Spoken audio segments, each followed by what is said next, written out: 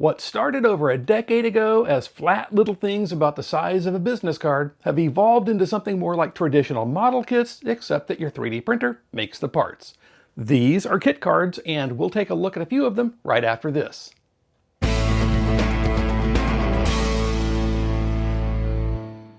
Hello 3D printing friends, I'm Brian. Welcome back to the BV3D channel. Okay, so what is a kit card? These are projects that print flat, like a card, but the cards can have three-dimensional parts too.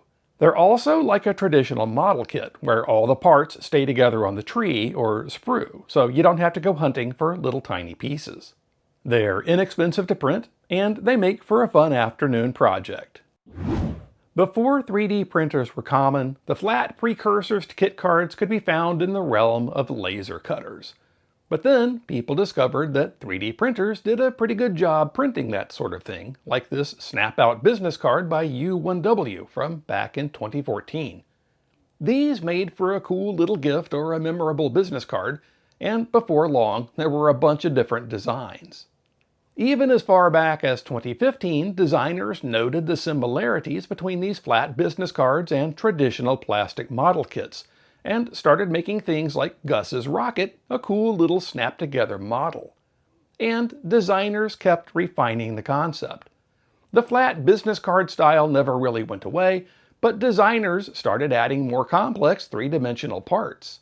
Before long, kit cards looked less like novelty prints and more like genuine model kits.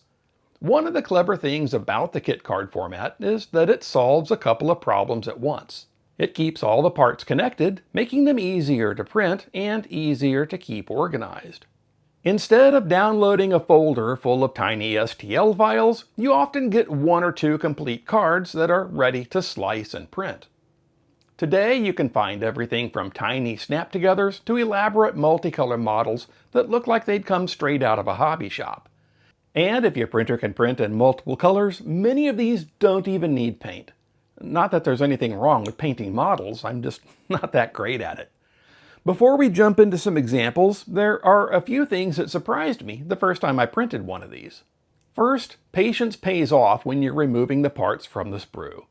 Most of them are connected with tiny attachment points that come off pretty cleanly with a pair of flush cutters, but if you rush it, it's easy to put too much stress on a small part. Second, don't be surprised if a little cleanup is needed. A quick pass with a hobby knife or a small file is sometimes all it takes to make a snap-fit joint go together much more smoothly. And finally, good first layers matter. If you've got tiny contact points touching the bed, a clean build plate or a little bed adhesive can make the difference between a perfect print and finding one tiny part stuck to the nozzle halfway through. So what do modern kit cards look like? Well, they come in all kinds of shapes, sizes, and levels of complexity. Some are quick little projects, like AgetBiz's Army Jeep. It's a small 4-color print with built-in supports that snaps together in just a few minutes.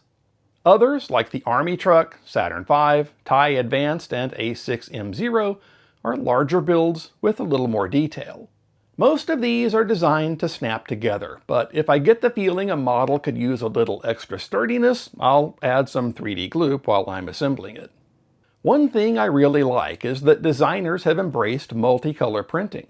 Some models only use 2 colors, but others use 3 or 4, so they come off the printer ready to assemble and enjoy without needing paint. Now, if you like painting your models, you can definitely do that too. Each model also has its own little bit of personality.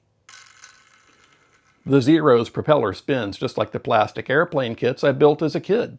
The Saturn V captures the look of the real thing with surprisingly few parts. And the Army Truck packs a lot of detail into a print that's still easy to put together. Some designers have taken things further. This excavator by Angreloo prints as 2 flat cards, but many of the parts fold into 3-dimensional shapes before snapping together. It's a clever design, but you'll need to be careful making those folds so you don't crack a part apart. Galactic Armory's X-Wing is another great example. It has enough detail that it really starts to feel like a traditional plastic model kit, and yes, the S-foils open into attack position. Fix'em Dude's BD1 is a fun little build too. It isn't fully articulated, but the joints have just enough movement to give it a lot of personality. And then there's Dummy 13. As a kit card, it prints as separate cards for the internal frame and the armor. Assembly takes a little longer because there are so many parts, but the kit card format keeps everything organized and makes those tiny pieces much easier to print. Once it's assembled, though, you end up with one of the most posable 3D printed figures available, with countless accessories and remixes created by the community. One thing I noticed while putting these together is that every designer approaches assembly a little differently. Some rely almost entirely on snap-fit joints. Others use tabs and slots. Some expect you'll add a drop of glue here and there. And every once in a while you come across a design that makes you stop and think, that's actually a pretty clever way to solve that. That's one of the things I like most about these kit cards. You're not just getting a model kit, you're getting a little glimpse into how another maker thinks about design. Whether they're simple snap-together projects or more complicated models, they all bring back that feeling of building model kits as a kid. When I was growing up, opening a new model kit was almost an event. I'd spread the sprues out on the table, look through the instructions, and start clipping parts off and putting them together. Building these kit cards brought a little of that feeling back for me. Only now, instead of opening a box from the hobby shop, I get to watch my 3D printer make every piece first. It's a nice reminder that 3D printing isn't always about solving a problem. Sometimes it's just about building something because it's fun. So, are kit cards going to replace traditional plastic model kits? Probably not, but I don't think that's really the point. They are their own little corner of the 3D printing world. You get the satisfaction of watching your printer make every part, and then you get the fun of putting it all together yourself. And I think that's why they've lasted this long. The idea is simple, but designers keep finding new ways to improve it. Better engineering, more detailed models, cleverer snap fits, and better use of multicolor printing. Every year, they seem to get a little more ambitious. I'm kind of curious what kit cards are going to look like another 5 or 10 years from now. And whether you're looking for a quick afternoon project or something a little more involved, there's probably a kit card out there that fits the bill. If you've got a favorite kit card that I didn't show today, let me know down in the comments. I'd love to check out some more of them. So, if you found this video helpful, a thumbs up would be great, and if you're not already subscribed, I'd love to have you here.